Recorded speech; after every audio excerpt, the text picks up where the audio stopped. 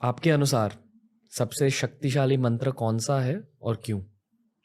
सबसे शक्तिशाली मंत्र तो वो होता है जो गुरु आपको देता है, लेकिन अगर हम इन जनरल मंत्रास की बात करें तो गायत्री मंत्र सबसे शक्तिशाली है। क्यों कह रहे हो ये? क्योंकि गायत्री एक ऐसा मंत्र है। और एक चीज़ गायत्री मंत्र की मैं बता रहा हूँ, गायत्री मंत्र जो हम आजकल देख रहे हैं ना, जो हमको पता है, ये रियलिटी में कंप्लीट गायत्री मंत्र नहीं है।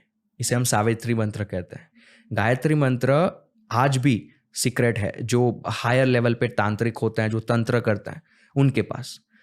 तो जो भी सावित्री मंत्र हो या गायत्री मंत्र हो, वो उस प्रकार का मंत्र है कि अगर आपने उसको अच्छे से यूज नहीं किया, मे बी आप के दिमाग में कुछ और चल रहा है, कुछ और हासिल करना चाहते हो, और आप उस समय गायत्री मंत्र का इस्तेमाल कर रहे हो, तो वो आपको, आपका जो आवाज़ है उसको भी छीन सकता है, वो आपको अंधा बना सकता है, वो आपको बहरा बना सकता है। मेरे साथ मैंने ये देखा है, मेरे क्लोज एक रिलेटिव्स हैं जो गायत्री मंत्र का जाप कर रहे थे विदाउट एनी इनिशिएशन, और बस अपने मतलब के लिए, अपने काम के लिए, अपने डिज़ायर्स को फुलफिल करने के लिए। डिजायर्स जैसे कि कुछ भी हो, मान लो कि मुझे अमीर बनना है, पैसा कमाना है, बहुत पैसा चाहिए, तो गायत्री मंत्र के ऊपर मेडिटेट करने लगे। कहीं ना कहीं लोगों ने कहा उनको कि भगवान का नाम लो, कोई मंत्र गाओ तो पैसे आ जाएंगे।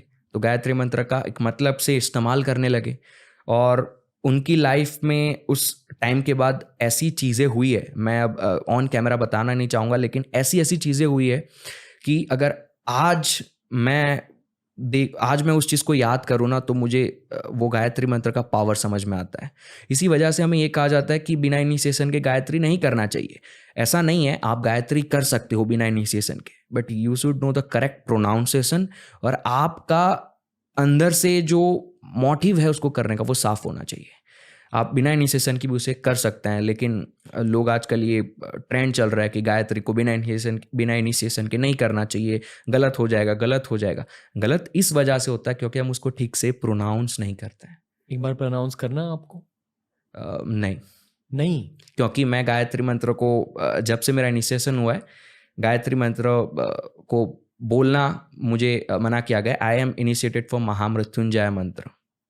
और मैं, ये होता है, आप देखो लोग करते हैं गलतियां। मंदिर होता है ना घरों में, तो 4-5 देवी देवताओं के फोटोज लगा देंगे, या फिर कहीं से कुछ मंत्र सीख लिया, कहीं से कोई योग सीख लिया, सब कुछ इकट्ठा करके अपनी लाइफ में यूज करना स्टार्ट कर देते हैं। ये आपको कहीं से कोई बेनिफिट्स नहीं देता है। आपकी पूरी एनर्जी जो चैनलाइज हो रही होती है एक डायरेक्शन में, वो डिफ्लेक्ट हो जाती है। इसी वजह से मैं ये लोगों को कहता रहता हूँ कि आप किसी एक पर्टिकुलर देवी या देवता को पकड़ो और उनके पीछे पूरी लाइफ अपनी लगा दो, और किसी देवी देवताओं के पास मत जाओ, किसी को बुरा नहीं लगने वाला है। ये पूरा जो सिस्टम बनाया गया है ना, वो बड़ा डीपली बनाया गया है। तो ये चीज़ मैं मानता हूँ। तो मंत्र एक ही अपनी लाइफ में रखो और उसका इस्तेमाल करो। पावरफुल मंत्र, अगर ओम नमः शिवाय जैसे ऐसे मंत्र है जो उतना आपको नेगेटिवली इम्पैक्ट नहीं करते हैं, अगर आप अच्छे मोटिव से गाओ या खराब, तो ऐसे मंत्र आप मल्टीपल्स यूज कर सकते हो। लेकिन ऐसे जो गायत्री, महामृत्युंजय, नेवर डू दैट। एक के बाद एक गायत्री, कल को आज महामृत्युंजय। मोस्टली 99.99% लोग यही करते हैं। बहुत बड़ी गलती है ये लोगों की। मतलब फैमिलीज में यही होता है। हाँ, कोई दादी दादा बैठ जाते हैं और फिर सारे मंत्र गाने लगते हैं। हाँ, और ये जब मैं कहता हूँ तो लोगों के सेंटिमेंट्स होते हैं, वो हर्ट होते हैं। लेकिन ये आपको समझ में आएगा अगर आप किसी गुरु से मिलेंगे या फिर आप कुछ एक्सपीरियंस करेंगे, तो आपको समझ में आएगा ये आपकी एनर्जी को बहुत ही खराब तरीके से डिस्ट्रॉय कर रहा है। अगर आपने अलग अलग मंत्र साथ में बोले तो? हाँ, आप एक ही मंत्र पकड़ो अपनी लाइफ में और एक ही मंत्र का यूज करो। अलग अलग मंत्र मत यूज करो। गायत्री कर रहे हो, गायत्री ही करो। ऐसा नहीं है कि गायत्री करने से महादेव खुश नहीं होंगे। भगवान कोई भी मंत्र से खुश नहीं होने वाला है। मंत्र हमारे लिए बनाए गए हैं, हमारी एनर्जी के लिए बनाए गए, हमारी लाइफ के लिए बनाए गए। तो भगवान इसमें खुश हो जाएंगे। इसमें किसी भगवान को बुरा लग जाएगा तो मैं इनका, आज बुधवार है तो आज इन भगवान का दिन है, मैं ये कर लेता हूँ।